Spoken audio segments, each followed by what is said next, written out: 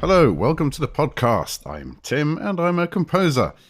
In my podcasts, I'm looking at a different piece of music in each episode and revealing the story behind it. Why did the composer create it? What was going on in the world at the time? How can you get the most from the music when you listen to it? Today, I'm going to tackle an opera for the first time in my podcast series. You might already like listening to opera, great, if so, but maybe you never have. Maybe you find the whole subject of opera a bit kind of intimidating. These singers singing words that you don't understand, dramatic conventions that seem strange. Maybe you think it's something for rich people only, and so on. Believe me, I've heard it all. But bear with this episode. You might find that it's not what you expect. Oddly enough, opera was indeed, at first, created for rich people. Indeed, the very first operas, and we're going to look at one of the very first today, were created for extremely rich people, but not for very long. Partly, that's because the art forms that opera grew out of were already popular forms.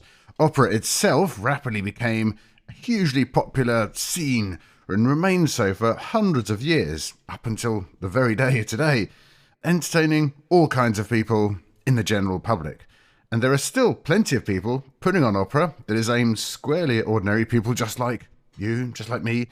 And so, if it's being aimed at you, maybe it's worth getting to know it a bit and finding out about one of the very first operas, and coincidentally, one of the very finest of operas, and also one of the easiest to get into. So, it seems a good way to start.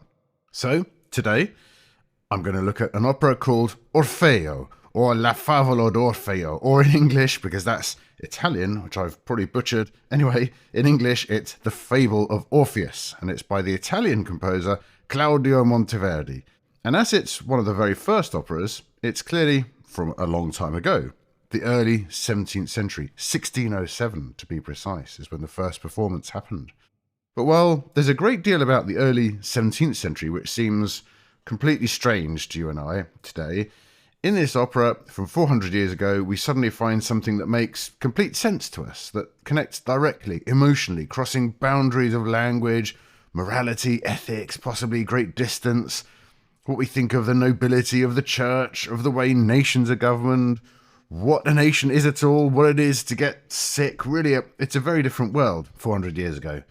But we can understand the people of that time through an opera like this, I think, and we can find that they are just like us in many ways. Okay, before I get too carried away, and health warning, opera has a tendency to do that to you, let's look first at what was going on around this time, around 1600 in Europe. What was Europe, in particular northern Italy, where our story takes place? What was it like 400 years ago, give or take? The 16th century saw the emergence of something recognizably a bit like the modern world. New discoveries, America was being explored and colonized for 100 years already by this point.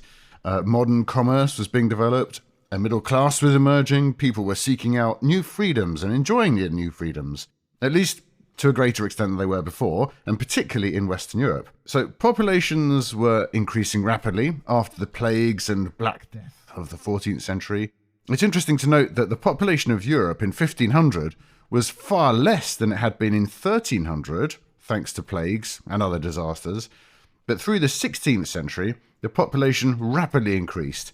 Although plagues and disasters, whether natural or even, in this time, financial disasters, they were never very far away. There was new technology driving society and capitalism forward. Gunpowder became commonplace, the printing press developed, advances in shipbuilding led to wider commerce and an age of discovery and colonization. The wheels of commerce, turning faster and faster, were the engine of transformation. Bankers and merchants became rich, as did entire cities and crowns and empires, and nowhere was this more true than in northern Italy. There had been already rich banking families and organizations such as the Medici operating internationally, but now true money markets developed. Northern Italy was by 1600, thanks to the Italian Renaissance of the preceding century, the most advanced industrial economy in Europe, and the standard of living here was higher than anywhere else. But if you look at a map of Europe in 1600, it doesn't look very much like the world today. I mean, a little bit, but not so much. It's a real patchwork of duchies and city-states with many different ruling factions. The Papal States were quite powerful, and much of southern Italy was part of the Spanish Empire. The Habsburgs and the Holy Roman Empire ruled to the north. To the east was the large Ottoman Empire, the Tsardom of Russia as well, and to the west an increasingly powerful and unified France. In between these large powers of east, west, and north and south were the duchies of Savoy and Florence, and the republics of Venice and Genoa, and the Medicis ruled in Tuscany. But right in the middle of all this, in the Po Valley of northern Italy, there was a small duchy called Mantua, centred on the city of Mantua and ruled by the Gonzaga family, the House of Gonzaga. Mantua had risen in status through the 15th and 16th centuries, and while it would decline somewhat over the subsequent centuries, at the time of our story, the turn of the 17th century, it was wealthy. The court was influential, and the ruling family, the House of Gonzaga, placed great importance on being a major centre for the arts, painting, writing, architecture, drama, and of course, music. The reason for this is that the House of Gonzaga had become masters of diplomacy. They were militarily quite weak, although they did lend skilled military leaders to other powers. That was a system called a condottieri. They made up for their lack of military power through diplomacy, mastering the arts of diplomacy, networks of marriage, lending support to one power or another, trading off as necessary, acting as intermediaries, allies, or being deliberately obstructive sometimes. And they were positioned geographically, ideally for this, as a crucial waypoint between north and south and between east and west, really at the crossroads of all of those. And so, to become a destination for the surrounding powers and to extend their networks of influence, the Gonzaga court invested heavily in the arts and becoming one of Europe's leading cultural centres. The resulting cultural prestige gave them a form of soft power, as it's often called today, and it really supported their diplomatic strategy. And leaving us also a legacy of some wonderful art, not just the art created in the relatively short lifespan of the Gonzaga court, but ironically enough, a legacy of cultural influence that we still feel to this day. Perhaps the most influential and lasting cultural legacy of the Gonzaga court, the House of Gonzaga, is the subject of today's podcast, opera, and specifically the composer Claudio Monteverdi, and in particular his opera La Favola d'Orfeo, or The Fable of Orpheus. So let's find out more about that. Who was Claudio Monteverdi then?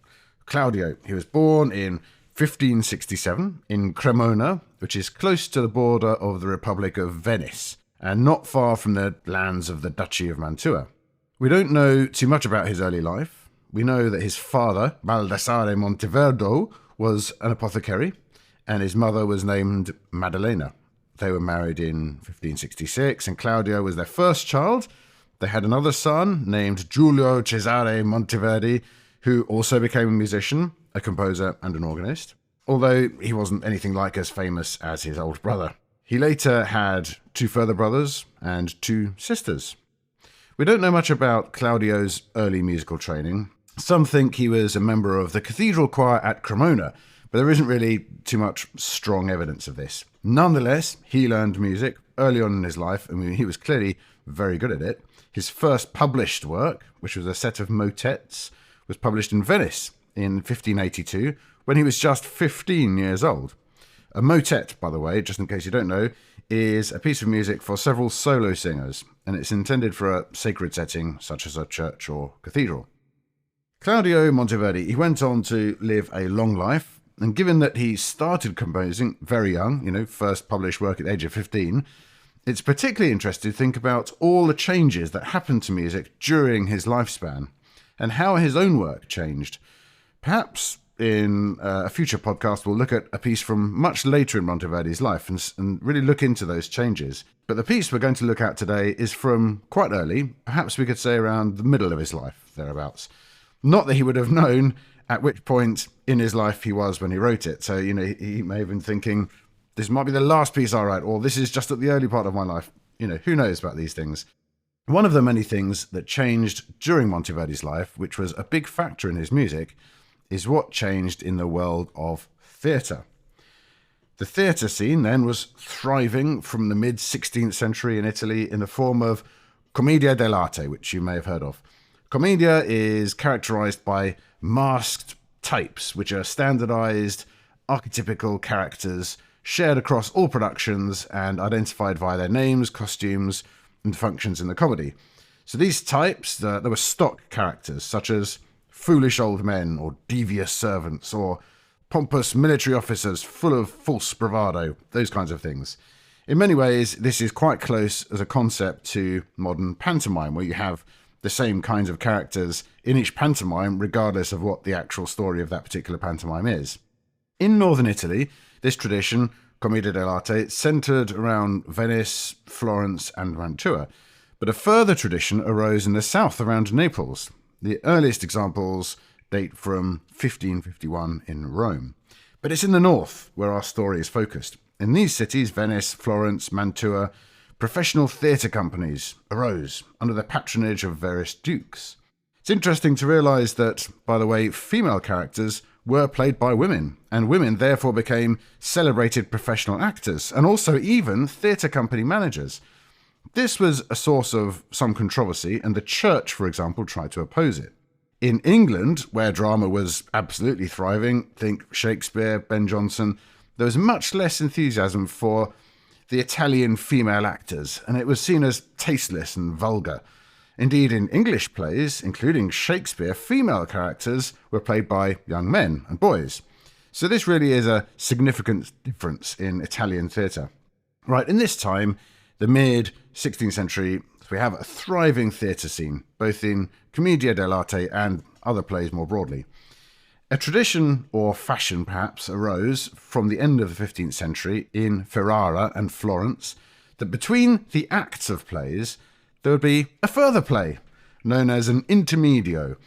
This could have quite often musical numbers, as well as plenty of spoken drama and costumes and scenery that's distinct from the play that's wrapped around it. And these, in their own right, could be quite spectacular. For example, at the wedding of Cristina of Lorraine and Ferdinando de' Medici, who was the Grand Duke of Tuscany in 1589. Now, this was a spectacular event.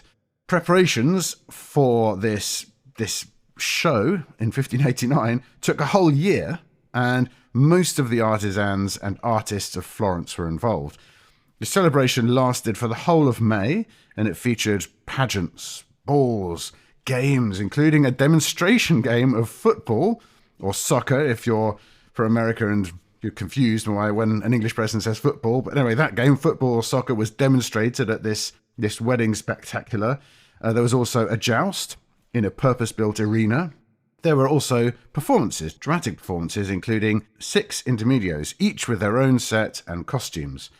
There was even what's called a naumachia, or sea battle, in which an entire courtyard is flooded and miniature ships are brought in to do battle against each other. Just imagine that. Quite spectacular, I think. So the intermedios, they've featured stories typically from classical myths, Greek myths, Roman myths. There were plays, but they also included a lot of music, instrumental numbers, songs, and madrigals. Now, madrigals are vocal pieces with multiple voice parts, a group of singers singing together with each singer on a different line. They're often not sacred, so they're the sort of non-sacred or secular equivalent to a motet that I mentioned earlier. The madrigal was a particularly popular genre at the time. Unlike sacred music, like in a church, women would sing madrigals. The church tradition of singing in multiple parts, which had evolved considerably by this point from the days of, you might remember, Guido d'Arezzo from episode 3. So church music prohibited women's voices. But out of church, the secular madrigals, they absolutely welcomed women to sing. And in fact, some of the most popular madrigals were composed just for women's voices on their own. And there were women-only touring groups of madrigalists going around doing madrigal shows for people. It's also important to note that madrigals were sung in everyday, normal Italian, whereas in church, everything was, of course, in Latin. The madrigal genre spread from Italy to Germany and England, where it became extremely popular. So what did Monteverdi have to do with all this? Why am I going on about madrigals? Well, Monteverdi became known as a particularly popular composer of madrigals. He published several books, although his first published work, which I mentioned before, from when he was only 15, that was a motet. But similarly, it's a piece for multiple solo voices intended for a church rather than for a secular setting. So at this time, when Monteverdi is about 15, we think that he's a pupil of the Maestro di Cappella at Cremona Cathedral. Let's thought that it could be the case. Learning from church music about harmony and counterpoint, that is, how to write for multiple voices singing different parts at the same time. His next publication was a book of spiritual madrigals, so a bit of half and half there, still with a sacred context, and that's in 1583.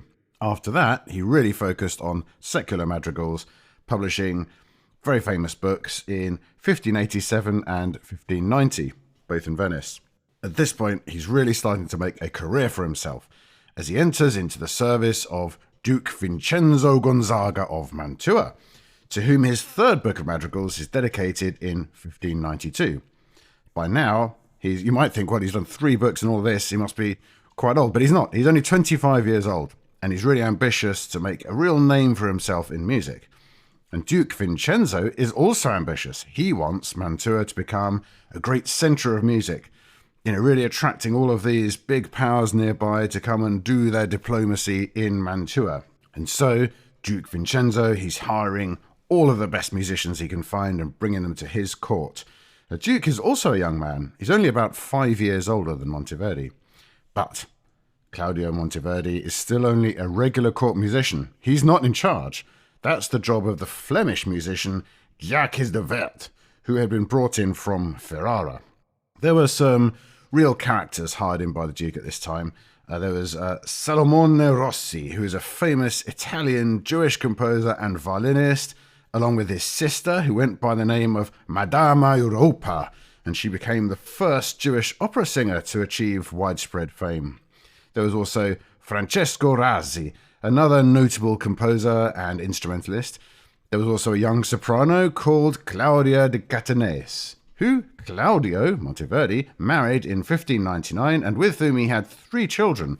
There were 2 sons, Francesco in 1601, Massimiliano in 1604, and a daughter, Leonora, who sadly died shortly after her birth in 1603.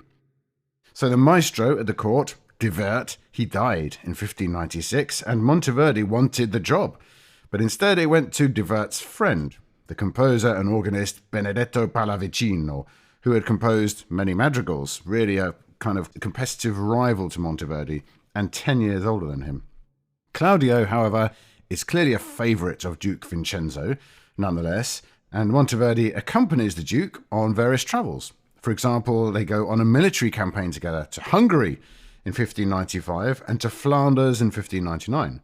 Then, in 1600, Monteverdi goes with the Duke to the wedding in Florence of Maria de' Medici and Henry IV of France, which, as you can imagine, involved huge celebrations. And part of these celebrations involved what we believe to be the very first opera, which was really an elaborate intermedio in which music played a much more structural part. This opera was called Euridice, and it was by someone called Jacopo Peri. Now that trip to Florence with the Duke, that was in 1600, and Pallavicino, who was the maestro of the Mantuan court, died in 1601. And at last, for Monteverdi, he's made Maestro di Cappella. Over the next few years, Monteverdi's profile increases tremendously. He publishes further books of madrigals, and his earlier books, they're reprinted across Europe. He's really quite something now. And now, in 1606, the Duke's eldest son, who is named Francesco, coincidentally, maybe or maybe not, the same as Monteverdi's eldest son, Francesco, he asks Claudio to create a new work, an intermedio, for the carnival season in 1607. So the carnival season, what's that? This is the period of time marking the start of Lent in the Christian calendar, specifically Shrovetide, or Shrove Sunday, Monday and Tuesday. Now the Tuesday is also known as Mardi Gras, which I'm sure you will know is still a huge carnival celebration across the world to this very day, particularly in Rio in Brazil.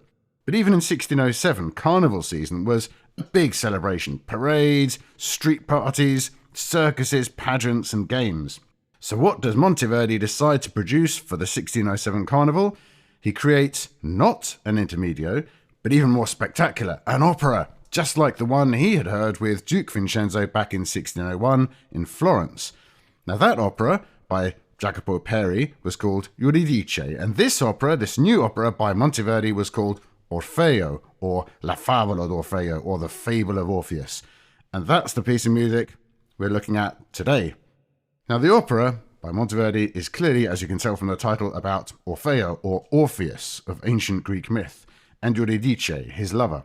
Now, these two characters, they're both part of the same story, the Greek myth in which Euridice dies and the grieving Orpheus, who is a famous musician, is given the chance to enter Hades and recover her, bringing her back to life through the power of his music. He is able to do this on the sole condition that while she is following him out of Hades, out of the underworld, he must not look back.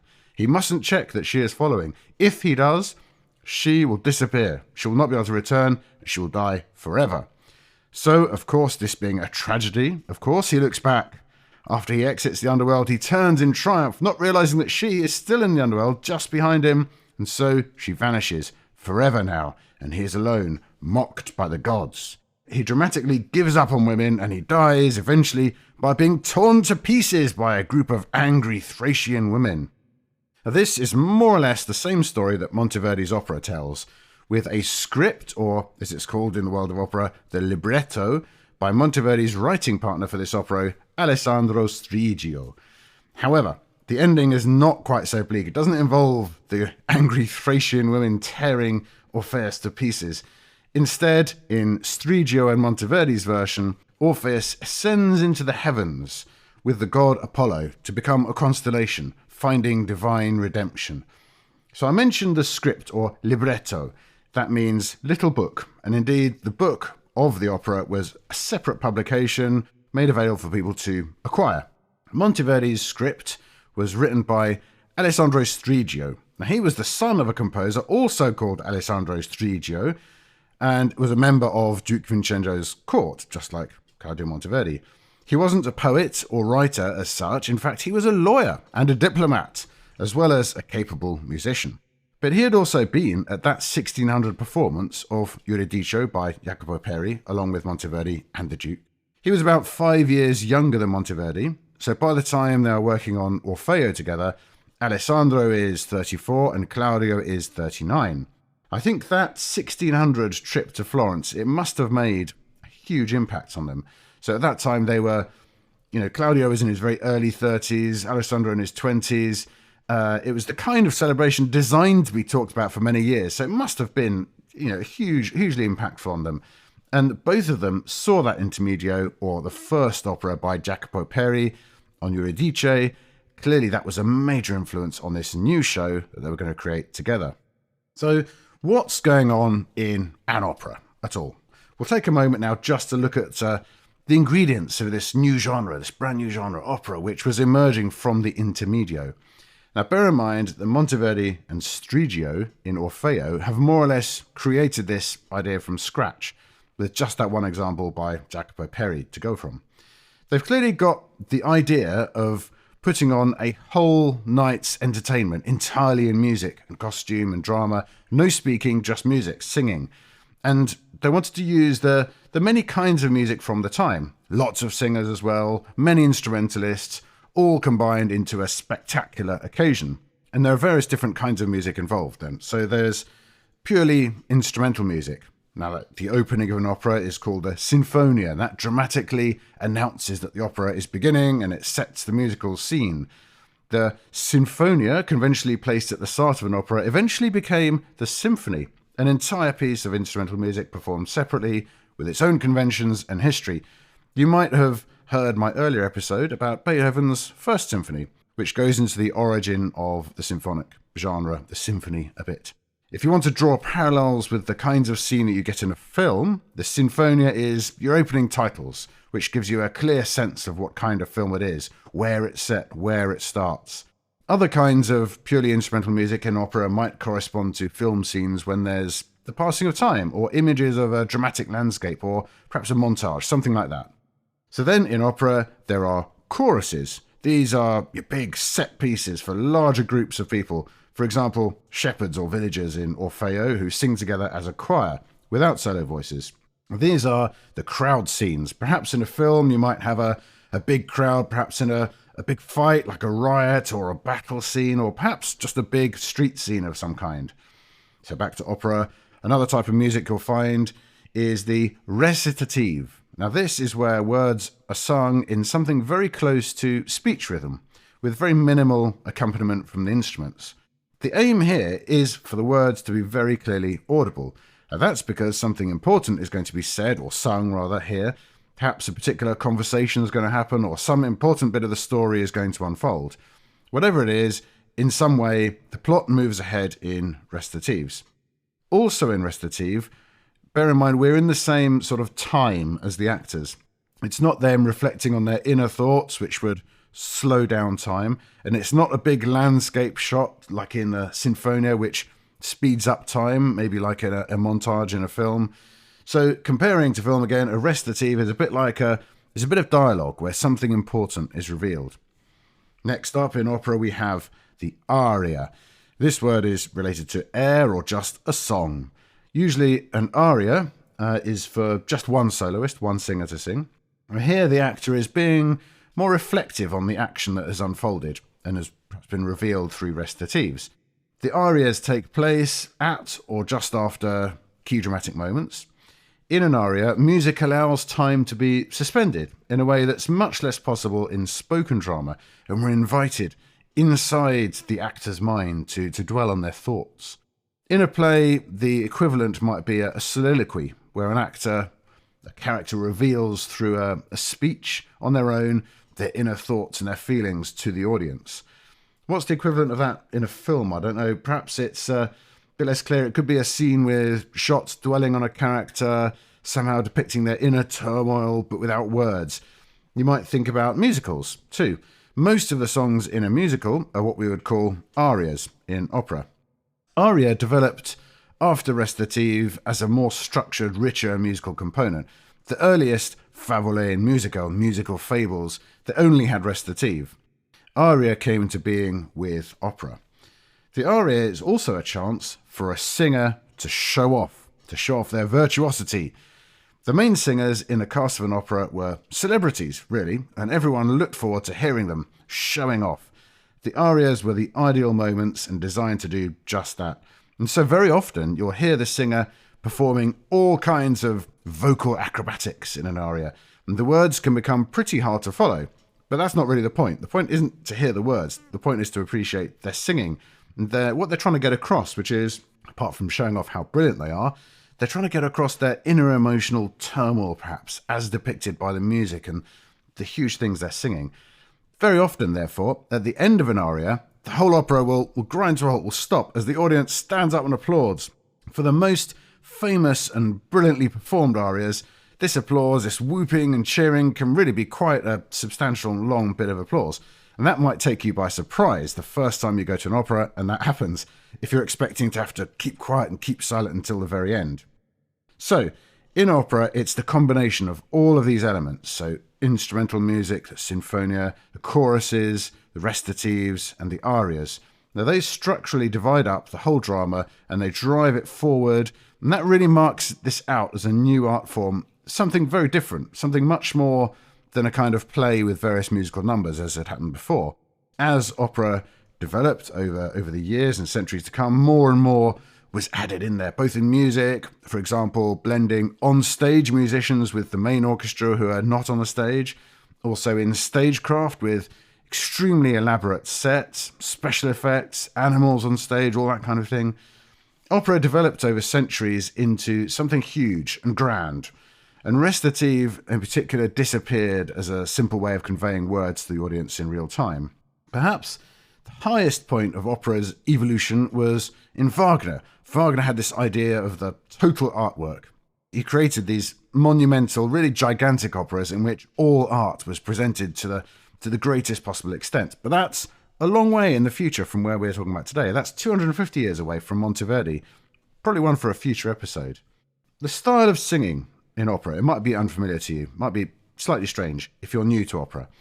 But also, if you're familiar with later operas from, say, the 19th century, and not so familiar with early opera, again, you'll find that the style of singing is quite different to what you might expect. There's typically less use of vibrato in early opera compared to later operas, and the voices in later opera tend to be significantly more powerful, not least because the orchestras were larger, so were the theatres, and so without any amplification, voices needed to carry. In early opera, the orchestras were quite small, so were the venues, and there wasn't the need yet for the huge voices that we get later. But there are quite a few vocal ornamentations that you'll hear in early opera that you don't hear later on. The most obvious of these is what's called the trillo. Now that's a note that is rapidly repeated for emphasis of some kind. It's very, very striking the first time you hear it, but rest assured, it's not a mistake, it's not something strange, not something wrong with the audio player or anything like that. It's a particular hallmark of the vocal style of the time. You'll get used to it. Another thing to note about the earliest operas is that in the band, the orchestra, there's lots of improvisation. Only a sort of shell or outline of the music is written down, along with indications of the correct harmony and any specific parts, such as melodies and similar lines, which the composer requires are always played or sung. So I call it a band rather than an orchestra as such, so that you don't get the idea that it's a standard lineup of musicians, because it isn't. It can vary a huge amount. It's really quite flexible in early operas, and each production of early opera, even today, that you see will be very different to quite a significant extent. You might find this surprising. In later opera, certainly from the 19th century, the opera orchestra is a standard lineup of players, much more precisely defined, and it's normally exactly the same as you'd see in a concert hall. So, what is Orfeo, the opera? Well, it tells that slightly adjusted story of Orfeo's trip to the underworld to bring back Eurydice. So let's meet the cast and the different singers who take part. Now, note that while there are quite a few characters and various roles for background figures that do not have names, it was probably performed at first by in total around 10 singers. Apart from the role of Orfeo, there's plenty of scope for one person to sing multiple roles, and a lot that went on. This is also true in the accompanying orchestra, by the way. Monteverdi calls for around 40 instruments, but not all of them are played all the time, meaning there is plenty of doubling in the orchestra too. Despite appearing to be grand in size, it's actually fairly economical, but there's lots of different colours that he's able to draw from all these different instruments. As I said a moment ago, there's quite a lot of flexibility in exactly which instruments will take part, and they'll very often be improvising too. So you're very unlikely to come across two different productions of Orfeo with the same instruments in the band, let alone for the way the music is played to be the same between productions. And yet, somehow, it is the same opera. This idea takes some getting used to, but I think it's a really exciting aspect of early opera in particular. It's an element of surprise and spontaneity that is a bit missing for opera once it is much more established by the 19th century. Back to the cast of Orfeo then. Among the singers, there are several roles performed by castrati. Now I think we could have a whole episode dedicated to the music of the castrato and the story of who they were, which was remarkable and tragic. But I'll briefly say that, yes, they were boys who underwent a barbaric operation, barbaric certainly by today's standards, preventing them from reaching puberty. It's the same operation as castration of animals, dogs and cats, for example, which is still commonplace today. But imagine if it was a fairly common thing to do these days to boys. I mean, it's really unthinkable. So while the body of a castrato developed into that of a man, his voice remained unbroken. And combined with the large and muscular body of a man, the voice then is quite different to that of a woman. And it allowed for an extraordinary singing voice, the like of which simply does not exist today. So we cannot today hear the music of the castrati. We cannot hear Orfeo and all the other music they sang as it was heard when it was created, as it was originally intended to be heard. The closest we have are what are called countertenors. Now those are men singing with falsetto voices, and also we have mezzo-sopranos who sing in the same range, and those are women. But in neither case do we get the same as the original castrato voice, either in the sound or in the capability. The castrato range is wider than is really normal for a countertenor, and given that they had the powerful body of a fully grown man, They were able to sustain a line of music without breathing longer than can be expected of a modern-day female mezzo-soprano. Now, of course, we have moved on as a civilization from the cruelty that was necessary to produce castrati, but nonetheless, one can't help wondering what it would be like to have heard them for real. We can't really, today, appreciate early opera from a cultural perspective either. These operas are the product of a society in which castration of boys was completely acceptable, and even the route to a lucrative career. Well, at least for the lucky ones. There were plenty of unlucky ones who really had quite sad endings. So these early operas, if we were to go back in time and attend, we would find it a really completely strange experience, I think. And it's an art form that is, for that reason, lost to us. What we hear and see and experience in the theatre today is not the same thing, but it is, all the same, wonderful. Right, back to the cast of Orfeo then, which includes castrato voices. We only know for a few of these roles who exactly sang at the very first performance. So, we have the principal characters. Orfeo, of course. Orfeo is a tenor voice, perhaps today sung by a slightly lower, fuller voice called a baritone.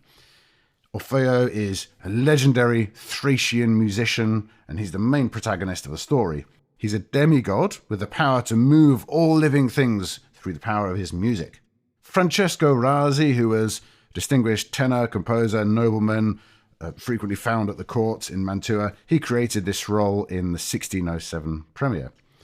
And we have Eurydice. Now, originally, Eurydice was sung by a castrato. Today, it's sung by a soprano. And yes, that means that the lovers, Orfeo and Eurydice, they were both men on the stage, one a castrato and one not. Eurydice is Orfeo's beloved bride, and she dies from a snake bite on their wedding day. There's a clue about who played the first Eurydice in a letter from 1608 to Duke Vincenzo. Now, it refers to that little priest who performed the role of Eurydice in The Most Serene Prince's Orfeo. Now that, we think, refers to Padre Girolamo Bacini.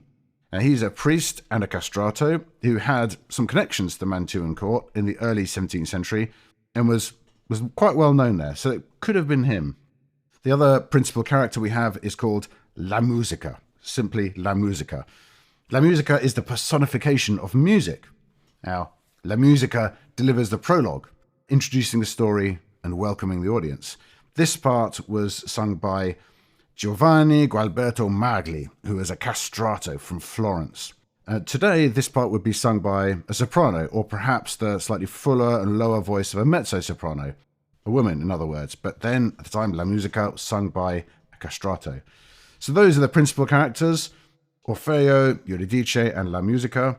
Then we have, after this, a lineup of 4 divine and supernatural characters. They are Apollo. Apollo is the god of music and poetry.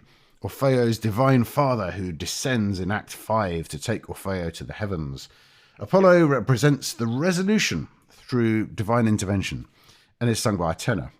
Then we have Plutone, or Pluto. Pluto is the king of the underworld, the ruler of Hades.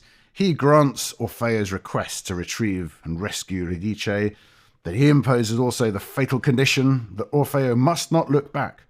Plutone, the king of the underworld, is sung, understandably enough, by the lowest male voice, a bass. Next character up, we've got Proserpina.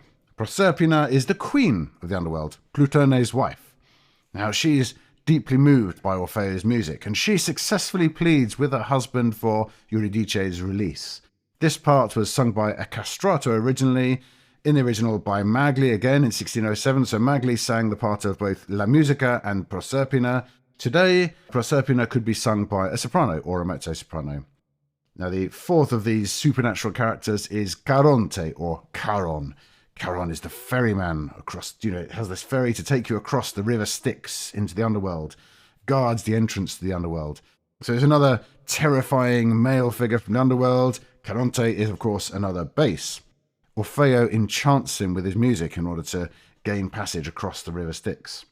So that's the principal characters and the divine or supernatural characters, and now we have what are called the pastoral characters. First of these is La Messaggera, also known as Silvia. This is the messenger nymph who brings the tragic news of Eurydice's death in Act 2. Her dramatic monologue, when she announces this, is "In un fiorito prato," and that's really one of the opera's most powerful moments.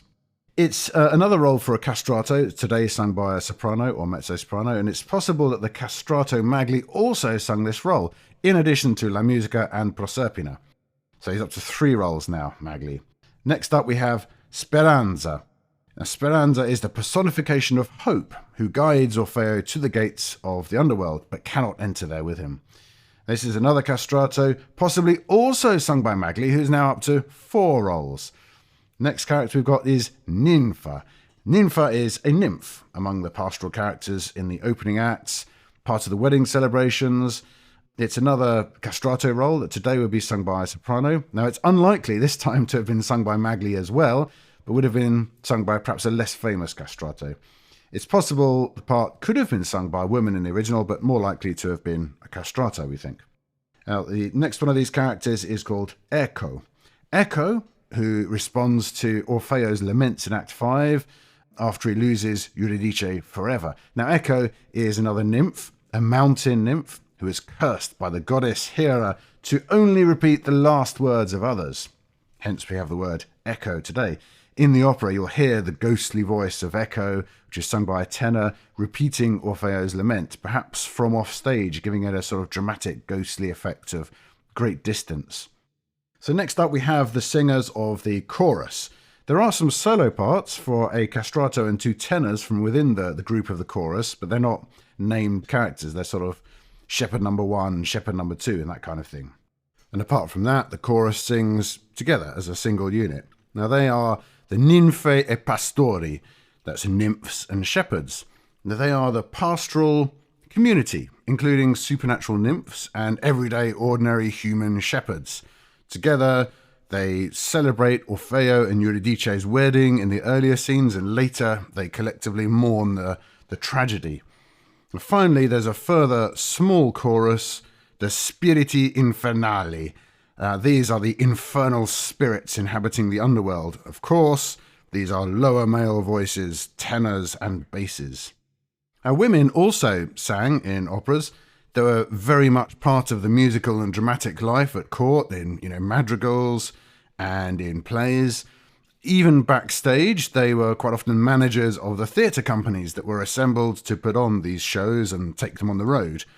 Perhaps, although we don't know for sure, as there are no records, Monteverdi's wife, Claudia, could have sung in Orfeo in the very first performance. It seems fairly likely to me, as she was employed as a singer at the court. Perhaps she sang as a nymph in the chorus. Now, there is a tragic note to this tale, though. Soon after the first performance of Orfeo in February 1607, Claudia fell ill, and despite every effort, she died a few months later in September 1607.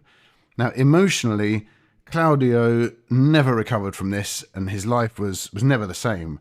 What must have been an exciting, thrilling life of theatre, music, celebrations at the court must have suddenly seemed hollow, lifeless.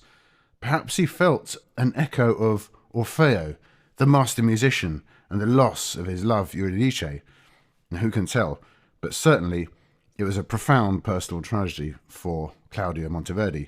Indeed, he entered the priesthood in 1632, perhaps as a consequence of this. Certainly he fell out of favour with the House of Gonzaga. He left their court for a new life in Venice. And there, in Venice, there follows a tale of difficulty, of the arrival of the plague, the ravages of smallpox, wars, and further operas, including 2 of the most important operas of the 17th century that shaped the history of opera up to today, but those are stories for another time. Back to Orfeo in 1607. Let's look at the plot of Orfeo. So when you listen to the opera, I would advise just opening up something like the Wikipedia page for Orfeo and have a scene-by-scene description of the action, so that you can be clear about what's happening in each scene. Now, this might seem strange to you. After all, normally, when you watch a movie or you go and see a play or a musical, you don't normally want to know the plot in advance. But that's not the case with an intermedio or an early opera. They were, like Orfeo, based on classical Greek myths, and everyone knew these stories very, very well. And they may well have already acquired the published little book, the libretto, to go along with the opera and read it in advance.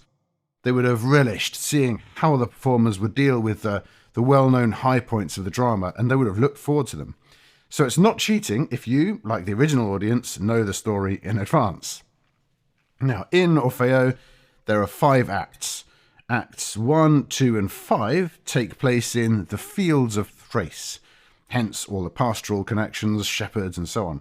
Acts 3 and 4, however, take place in the underworld, which is summed up atmospherically in the music by Monteverdi. Each act has several set-piece musical numbers, recitatives, arias, choruses, and the occasional instrumental number. Something to note about early opera is that you tend not to get an emotional change in the music within a single number. If we're going to go from, say, happy to sad in the story, that will usually require 2 different pieces of music. Happy music and then sad music immediately after. Now that changes quite soon in the history of opera, but when you listen to Orfeo, it's quite clear that each number deals with a particular mood. The opera starts, actually just before Act 1, with a piece of music featuring trumpets and no singers, instrumental music, the sinfonia, followed by the character of La Musica, the spirit of music, who appears to welcome the audience and introduce the opera, and in particular the main character, Orfeo. La Musica calls for silence, and Act 1 begins. So in Act 1, we meet Orfeo and Eurydice together with nymphs and shepherds in a pastoral scene. It's the wedding day of Orfeo and Eurydice, and it's a celebration. The couple go off stage to the temple, and those left on the stage sing a further chorus. In Act 2, Orfeo returns from the temple very, very happy, and they all sing of their happiness and the beauty of nature. However, that's not going to last. The messenger enters with terrible news. While gathering flowers, Eurydice was bitten by a snake and has died. Of course, everyone is hugely upset, especially Orfeo, who declares that he will enter the underworld to bring her back, or remain there with her. Now remember that I said each number, each piece of music will be in a different mood. Clearly, within Act 2, there's a major change of mood, from the celebrations to the terrible news, and then to deep sadness. So listen out for the aria which begins in un fiorito prato, meaning in a flowery meadow. I mentioned it a bit earlier. This is sung by the nymph Sylvia, or the messenger. This is a big dramatic moment when the news of Eurydice being bitten by a snake is announced, and her death is announced. It's a big change of mood in the music, unmissable, and it's a fantastic aria. And it's followed by Orfeo singing another aria. Tu sei morta, mia vita, ed io respiro. Apologies for any Italians listening, but that means, in English, you are dead, my life, and I still breathe. And you can imagine the mood of that one. So in Act 3, Orfeo is taken to Hades, the underworld, and arrives at the gate. He's taken there by the character Speranza, so that means hope. And at the gates of the underworld is the famous sign, "Abandon hope, all ye who enter." Therefore, Speranza has to leave. Orfeo must cross the river Styx alone, and he meets the ferryman, Charon or Caronte, who refuses to let him cross. Orfeo, remember he's a wonderful musician, he sings a flattering song to try and persuade Charon, but he's unsuccessful. Charon, however, is soothed to sleep by the music, and Orfeo steals the boat and crosses the river. I should mention here that this song, this aria that Orfeo sings to persuade the ferryman Charon, it's right in the middle of the opera. It's literally the centerpiece of the opera. It's the longest and probably the most famous aria of the opera, and it's really wonderful. It's known as quite a test piece for tenors to sing today, so make sure you listen out for it. It's called Possente Spirito e Formidabil Nume, which means mighty spirit and powerful divinity. So, Act 4. Orfeo has successfully crossed the Styx, and he meets the queen of the underworld, Proserpina, who has been deeply moved by Orfeo's music. She asks her husband Plutone to release Eurydice. Plutone agrees on one condition, that is, as Orfeo leads Eurydice towards the world of the living, Orfeo must not look back. If he does, in his words, a single glance will condemn him to eternal loss. Orfeo goes along with this condition, but on the way, he starts to have doubts. What if it's all a trick? What if Eurydice isn't following him after all, and he's distracted by a big commotion and makes the mistake of looking round? Immediately, Eurydice begins to fade away. This time, Orfeo has lost her forever. A chorus of spirits, infernal spirits, sings that Orfeo may have overcome Hades, but he has in turn been overcome by his passions. You'll be able to hear quite clearly the key moments when Orfeo turns round. In the script, it says, "There is a noise behind the set," which causes Orfeo to turn. The audience, they would have known the story and they would have known the moment is coming. After all, it's the most famous bit of the entire legend. But I wonder if they knew exactly how Striggio and Monteverdi had planned it. I also wonder if this noise behind the set was actually quite a big and shocking sound. Maybe a crash of drums or metal, something dropping on the floor. Would it have caused the audience to be startled? A kind of jump scare in the opera, just like a jump scare in a film that you know is coming, and yet still it makes you jump. Well, anyway, I'm not sure. Who knows about that? But that's the end of Act 4. Now, the final act, Act 5. Orfeo has returned to the fields of Thrace alone. He sings of his loss and of the beauty of Eurydice, and he laments that he will never love again. There is an offstage echo, the nymph, Echo, obviously, that repeats his words. Listen out for that. It's really quite eerie when you hear it. At last, the god Apollo appears, descending from a cloud. Now remember, Apollo is actually Orfeo's father. Orfeo is a sort of demigod, according to the myth. Apollo asks why Orfeo gives himself up to rage and grief, and then invites Orfeo to join him in the heavens, where he will find the image of Eurydice in the stars. Now, to end the opera, there is a chorus sung by shepherds, followed by a vigorous dance known as a moresca. Now, a moresca is known in French as the Danse des Bouffons, or the Dance of the Fools, and it portrays the wars between Christians and Moors in Spain. Frequently, the performers would have blackened faces, they would wear bells in their costumes, and often the men would be disguised as women in order to portray fools. Not at all a dance which could really be acceptable, except as a piece of history in our own times, I suppose, but it was incredibly popular in the 16th and 17th centuries, and so the opera ends with a moresca. There was an original ending, which was slightly different. Instead of Apollo coming to redeem Orfeo, instead there is a wild, drunken chorus of women who interrupt Orfeo's soliloquy at the end, where he's very sad, and this chorus of women run onto the stage and interrupt him, and they're angry because Orfeo has, having lost Eurydice, rejected all women. Orfeo escapes, and the remainder of the opera consists of wild and drunken singing and dancing in praise of the god Bacchus. Now perhaps Monteverdi and Striggio decided that this was possibly not quite appropriate for the Duke and his family and the court, although who knows. Nonetheless, they went with the more noble ending and the god Apollo coming down from the clouds. So, how was the opera received by that first audience? Did the Duke and his son like it? It was first performed on the 24th of February, 1607, and there are a couple of letters from the 23rd of February that give us a small idea of what happened. Francesco Gonzaga, that is Vincenzo's son, who caused the opera to be created in the first place, he writes to his brother, "The musical play will be performed tomorrow." So on the 24th, he's writing on the 23rd. Another letter, Carlo Magno, a court official, writes, "Tomorrow evening, the most serene lord, the prince, is to sponsor a play in a room in the apartments, which the most serene lady had the use of. It should be most unusual, as all the actors are to sing their parts." There you go. Now, the serene lady that's mentioned in this letter, that's the widowed sister of Duke Vincenzo, Margherita Gonzaga d'Este, who lived in the ducal palace. We can therefore imagine that the performance took place in the Galleria dei Fiumi, which has dimensions to accommodate a stage and orchestra with space for a smallish audience, in total probably 100 people. So when the letter says apartments, that's a considerably bigger space than an apartment that you or I might live in today. Perhaps it's the size of a small provincial town hall, perhaps. There's certainly several tennis courts in size, you can imagine. But it's also nothing like the size of a typical opera theatre today. I mean, I've put on operas myself in some pretty small places. sub-tennis court size even. And there's something magical about that, about putting on an opera in a relatively small space. Something magical about the audience being very close to the performers, for example.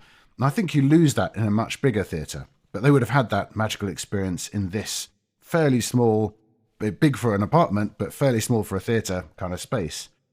Speaking of a magical space, though, you can look at pictures of the Galleria dei Fiumi online. You can even visit it yourself in person.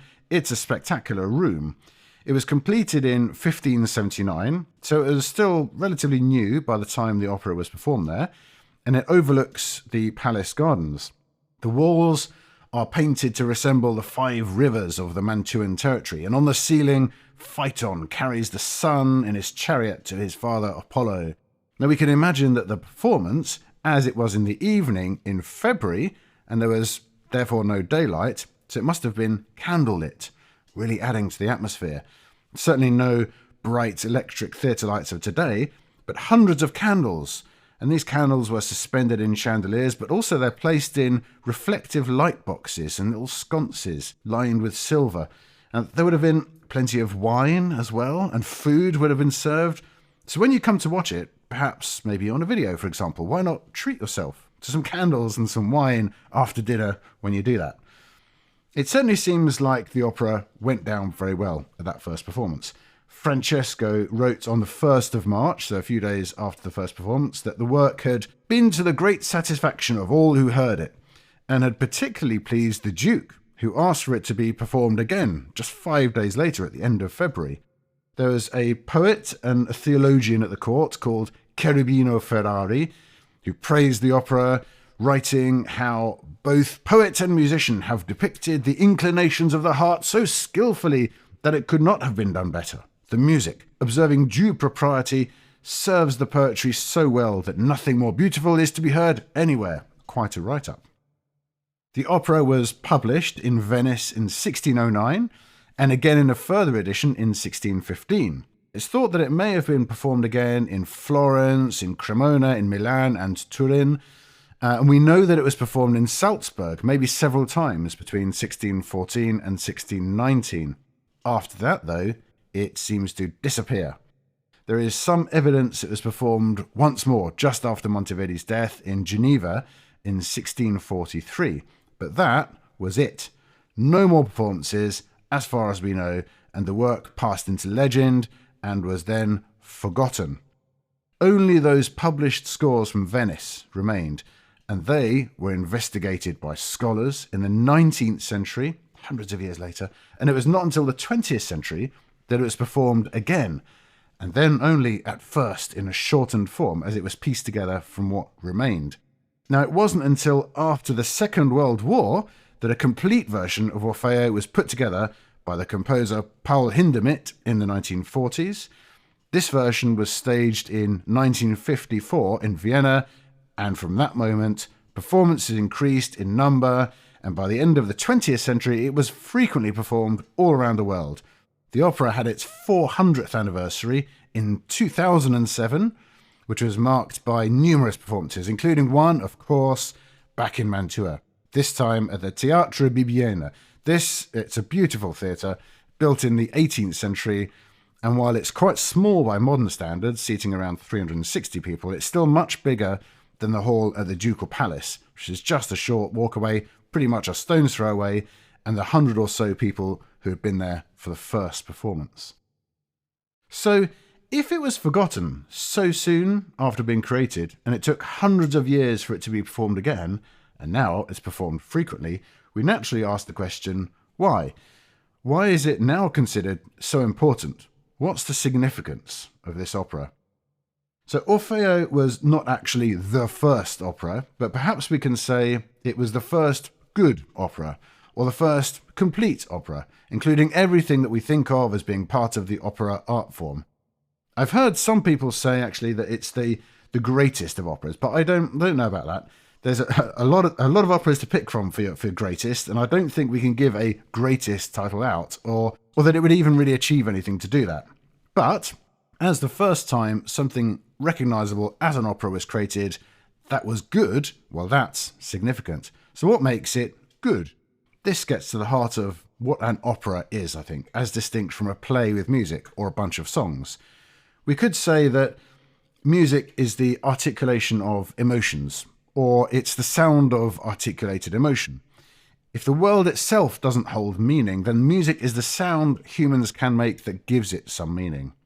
In a dramatic situation, of course, we might empathise with the characters in the drama, and we might suppose that they have a range of emotions, and their music articulates those emotions in ways that words alone do not. So if you heard my episode 0 of this podcast, I mentioned the song Happy Birthday. Now this works a bit like this principle on a very simple level. Consider if your friends simply say Happy Birthday to you, compared to if they sing it to you. They get together and they sing the whole song to you. The sung version will hold much more emotion for you, and therefore it will be more memorable. It will connect you together to your friends, and you'll probably all laugh and cheer at the end, setting off further emotions to much more powerful than just the words Happy Birthday.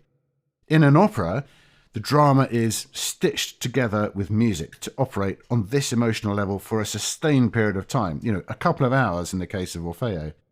There's also more than one character, and their emotional state will change throughout. In particular, in this case, Orfeo himself. At first, he's married, very, very happy, and then he loses his bride. Then he gains hope of recovering her, and then he actually does recover her, and then he loses her again in a cruel twist of fate. Then he is angry, and finally he's redeemed by the god Apollo and goes to live among the stars. Really quite a roller coaster journey of emotions. And in this opera, Orfeo is himself a gifted musician. And he literally uses his musical powers to try and influence his situation, tries to charm Charon, for example. Just as the opera is using its musical powers on you to take you along on the emotional as well as narrative story. So there are 2 levels already that the music is working on. The music in the drama and the music of the drama, we could say. And it's interesting to spot, I think, while watching or listening to the opera, which music the characters on the stage can hear, that is, the music that is in the drama, when they sing songs of celebration, for example, and which music they cannot hear. A simple example of that would be the opening Sinfonia, of course, but more subtle examples might be echoes of musical lines that are played in the orchestra that reflect what's being sung. Whose voice is the music that the characters cannot hear? So if there's music, which you can hear in the audience, and the characters in the drama cannot hear that music, whose voice is that music? Is it the voice of the composer? But the composer is not in the drama, so it can't be the composer. It's not the voice of any character in the drama, so therefore it's the voice of the drama itself. It's created by the composer, and it reflects how the composer sees the drama, but the composer is creating the drama in the first place. And by the time you hear it, it's the voice of the drama itself, not the composer's voice or the composer's interpretation of the drama. It's really fascinating once you start to get into those ideas, I think. And Monteverdi manages to tie together all the music of this drama into a single, tightly woven story working on these multiple dramatic levels. And the music is extremely good. That is, it's effective at delivering this multi-level story in a memorable way that connects quite easily to the listener on a human, emotional level, even if you're listening 4 centuries later from nowhere near a North Italian palazzo. It's extremely sophisticated, which rewards close attention and repeated listening, but also just works straight away as great entertainment without much effort on the part of the listener. It rapidly became clear, then, that this development of the intermedio was really something that was effective and that people wanted to hear again and again. Opera as a genre and as a scene really took off. It became hugely fashionable for not just a few years, but for centuries, and not just for the nobility, but for everyone. Nowadays, we have celebrity actors, sportsmen and women, pop singers, and people who are famous just for being famous. But once opera took off as a scene, which really only took a few years after the first performance of Orfeo, it had world-famous superstar singers just as we do now. There were famous opera companies that toured the land. There were famous operas that people demanded to hear over and over, that they travelled to go and see, and people became rich, some extremely rich, performing in and creating operas. This whole thing really started with Monteverdi's Orfeo. Monteverdi had shown what was possible. Right, how should you listen to this opera for yourself? Ideally, I think, for an opera in person, always. The best experiences are always in a theatre, and if you can make it a special treat and go to a good production, maybe in a summer festival in Italy, you won't forget that. You won't ever forget that. Of course, it's not always possible. One thing I'd advise, by the way, if you go and see an opera, it's worth having a translated copy of the libretto, that is, the script, or at least a brief description of the plot of each scene, so that you can follow the story quite closely. Maybe you can read through just before the show starts, or in between each act, you can read to see what's coming. This will be really helpful to make sure you don't miss anything in that act. So anyway, it's not always possible or easy to go and see this opera, or indeed perhaps any opera at the theatre. Fortunately, today there are plenty of filmed recordings. Video recordings can be quite mixed. A bit of a warning there. You are, after all, watching something on a screen that's intended to be on a stage. Now, if you think about that, at the theatre, you can look at whatever captures your attention, but on a film, your gaze is directed by the director, by the film director. You have to look at whatever the camera is pointing at. There's also a kind of conflicted sense of a close-up. In a theatre, there isn't really literally a close-up because you're always sat the same distance away. But the equivalent to a sort of film close-up would be an aria. Maybe something intense and personal, like Orfeo's big aria in Act 5. Everything about the music in that kind of an aria gives you a close-up on the character, their thoughts, their feelings up close. But with a camera, anything can literally be a close-up, even if the music isn't doing a close-up in the sense that an aria is. And if the music can do close-ups, it can also do wide shots, like choruses and the opening sinfonia, perhaps. I think it's interesting. It's an interesting thing to think about this difference when you watch opera on screen, on a video. The composer has included musical close-ups and wide shots, and the opera is done on a stage where you in the audience are physically always a consistent distance from the action. So does the film director follow the musical close-ups and wide shots with the camera, or do they do something different? It's sometimes quite interesting to spot that, to try and spot that and see what's going on. Nonetheless, if you can't get to a theatre, it's definitely worth watching on film, and often this can be really as enjoyable an experience, almost as enjoyable an experience, I should say, and you can see details on film that you'd never be able to see in the theatre. For example, you might see the musicians in the orchestra. They're usually hidden away just out of view in the theatre. There are quite a few good filmed recordings available to watch, even on YouTube, for example, for free, including one by Nicholas Harnoncourt from 1978. That's very, very well shot. You might struggle to find a recording with subtitles in English. I did a bit. So being able to follow a scene-by-scene guide can be very useful to know exactly what's being sung. There's a live recording with Sir John Eliot Gardner conducting from Teatro La Fenice. That's 2017.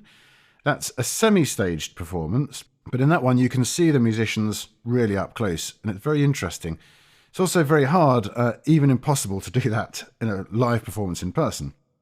There's another live recording from 2017 by Les Arts Florissants with Paul Agnew. This is a very nice one because you can see the full stage, and it's a beautifully directed, fully staged performance. However, in the version I found, at least, the subtitles were in French, not in English. Wasn't so much of a problem for me, but, maybe you prefer English subtitles. Anyway, see what you can find. Perhaps you could even splash out on a Blu-ray or a DVD, where at least the picture and the sound quality will be very consistent. You won't need an internet connection to watch it.